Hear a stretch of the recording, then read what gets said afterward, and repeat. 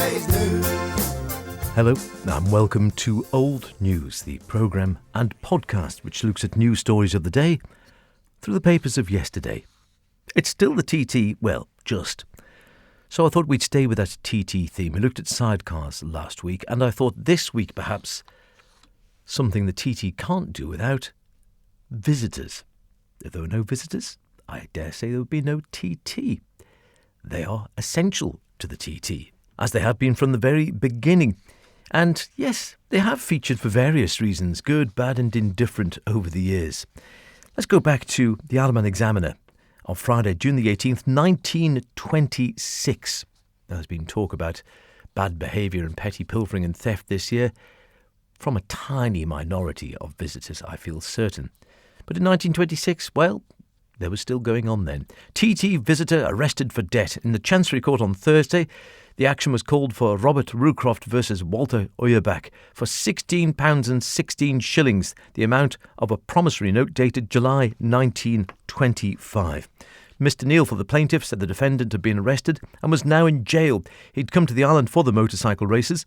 The usual procedure was that he should be detained until he gave security for the debt. Counsel quoted from an affidavit made by the plaintiff showing the defendant, who resides in Berlin, came to the island in June last year and stayed at plaintiff's boarding house Mere Hall on Loch Prom in Douglas, where he incurred a debt for board and lodging. In order to induce the plaintiff to permit him to remove his luggage, he gave this note. Plaintiff was apprehensive that he was again about to leave the island without having made provision for the debt. During the hearing, the defendant was communicated with in jail, and later in the day Mr Neal said a cheque had been received from him which was in the process of being cashed. In that case, he would be released. The matter was formally adjourned until the next court. I hope it was all paid off. We look at the TT Special of Thursday, June the 12th, 1930, with some holiday hints for TT visitors, how to make the best of your stay. The most attractive regular feature the Isle of Man has to offer visiting sportsmen is the horse racing at Belle Vue each Tuesday and Thursday throughout the season, we're told. The grand opening meeting for the current season takes place on the Thursday in TT week, viz. June the 19th, when an excellent programme of racing will be staged. The Belle Vue course is just beyond the borders of Douglas and is accessible by buses which leave Victoria Pier every few minutes. The walk from the Douglas Harbour out through the charming nunnery grounds is perhaps the most delightful way of reaching Belle Vue, which in itself is most pleasantly situated and presents a pretty and colourful spectacle on a bright summer day. The handicapping is in capable hands and the racing is always keen and exciting. The first race is at 3:15 p.m. and the price of admission to the course just 2 shillings. Who'd have thought horse racing a major attraction for TT fans? Scenic gems, we're told, are scattered with rare lavishness throughout the Isle of Man, but no spot is more full of picturesque beauty than the mountains lying to the southwest of the Central Valley, where the romantic opening in the western coast about 10 miles south of Peel, known as Glen May, is situated. The short drive from St John's to Glen May is a very pleasant and enjoyable one, the road an excellent one for motoring, winding round the northwestern foot of Stawellion, which slopes with singular abruptness to the low plain of the Curragh Glass. Glen May itself is a deep, rocky glen, the walls of the deeply cut gorge being thickly lined with ferns, creepers and mosses, as they still are now, I think, and the road leading through the glen to the sea is walled by rugged crags at least 200 feet high. The great attraction is the beautiful waterfall, which flings itself bodily over the ledge of a water-worn rock into a large pool 40 feet below, and then goes rushing seawards in a series of pretty cascades. The entrance to the glen leads through the grounds of the Waterfall Hotel, sadly no longer there, which is fully licensed and is renowned for its excellent cuisine and first-class service, as it was for a good 50 years or more, at least after that, 60 years perhaps, but sadly no longer there. If you're looking for appetising suppers, we're told Felice's Restaurant has long led the way in Douglas and is the most popular venue for many TT enthusiasts, or it was in 1930. The accommodation is spacious, the service is above reproach, and the quality of the fish, chips, grills and other tasty dishes which may be procured is always of the highest standard. Teas and coffees are also served, and Felice's ice cream has long enjoyed the reputation of being the best on the island. A Felicia screwball, that was the thing I always remember. If you're looking for somewhere to watch the TT, could be handy if you're a TT visitor, I suppose. The unanimous consent is that there is no other point on the TT course which affords spectators such an abundance of thrills as Craignabar, nor is there any other spot around the course so adequately equipped for the accommodation of spectators. It is easy of access, being less than 4 miles outside of Douglas, and provides free parking facilities for almost 600 cars, whilst there is a splendid grandstand with prices ranging from 2 and 6 to 10 shillings. A fully licensed hotel stands on the famous corner, and Mr. Frank Reed, the proprietor, knows how to cater promptly and courteously for the TT crowds. It is also interesting to note, we're told, that the BBC have arranged a special broadcast of the races from Craignabar this year. That's 1930. The terrific dive down the mountain side from Keppel Gate around the Craignabar Bend and away to Hilbury is the most thrilling spectacle the TT race has to offer. We'll skip forward a little bit to 1939. The Times, Isle of Man Times, Saturday, June the 10th of that year. Catering for TT visitors. Always important, of course. Many trips next week. The Isle of Man Steam Packet Company intend catering for TT visitors next week almost to their utmost capacity. The Ben McCree takes her first sailing today, which was a Saturday, and she'll be joined by the Lady of Man next Friday for Senior Day. For the junior race, the Mona's Queen will come from Liverpool, followed by the Tynwald, and then there will be another midnight trip for the lightweight TT, the Manxman taking the sailing.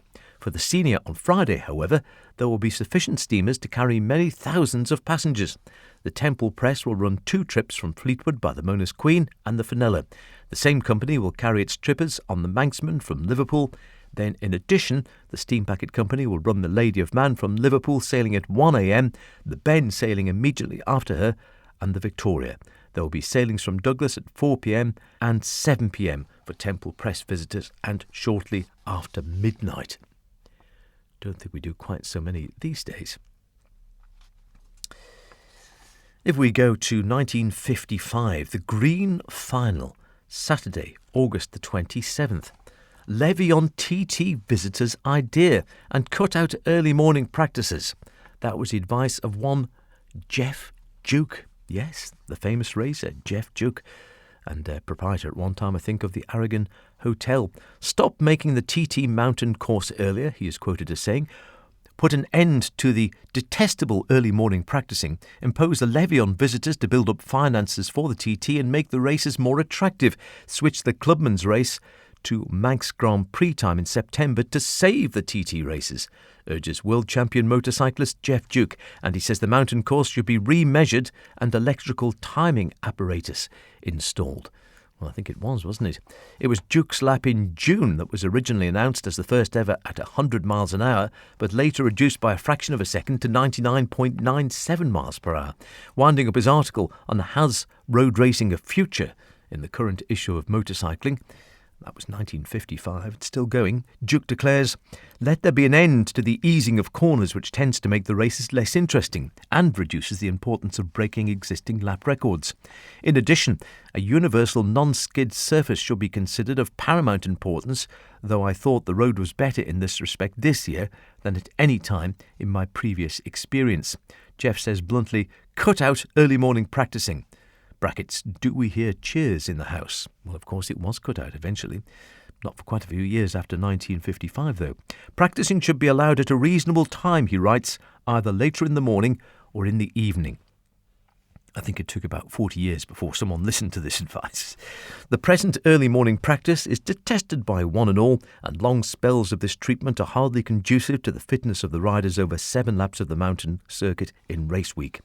An extra half to 3/4 of an hour added to these sessions would enable the total practice period to be cut to 1 week, thus reducing both the inconvenience to riders and manufacturers and possibly encouraging more foreign support. Mr. Duke also defends himself against criticism of his previous plea for the Clubman's races to be held in September instead of during the International TT meeting in June. In spite of being hauled over the coals for making the suggestion, He says he still feels this to be the only practical solution. He argues the high rate of entries for this year's Manx Grand Prix series in relation to the clubmans makes it apparent that the boys are deciding things for themselves regardless of the extra cost. If the TT proper is to retain its popularity, if in fact it is to continue at all, remember this is the mid-50s, some sacrifice will have to be made. And the sacrifice may well be a blessing in disguise. From personal experience, I would say that the Manx Motorcycle Club has an outlook which is more suited to the clubman than is the ACU's. All this would, of course, depend on the Manx Club's willingness to cooperate. Provision could be made to transfer the clubmans to the Clip circuit if entries did not exceed 30 per class, and if a switch to the clubmans to September could be arranged, he suggests the programme for the TT in June could be as follows.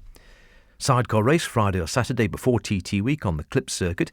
Junior race Monday, 7 laps of the mountain course, 125cc and 250cc races. Wednesday morning and afternoon, 3 and 4 laps respectively of the mountain course, if at least 25 entries in each race. And the senior race Friday, 7 laps of the mountain course. In the Ramsey Courier for Friday, June the 14th of 1957, we hear that the senior TT visitors 5,000 up, air records broken. Steamers of the Isle of Man Steam Packet Company's fleet brought 14,000 people for the senior race, a big improvement over last year's figures. That's just for the senior, where 9,000 people came compared with 12,000 the previous year when there was a rail strike at TT time. The 1954 figure by steamer was 18,000. Big queues formed in Liverpool and Fleetwood long before the steamers were due to sail, and Douglas Promenade and the town was busy from the early hours. Some of the TT visitors made their way to vantage points on the course soon after the arrival.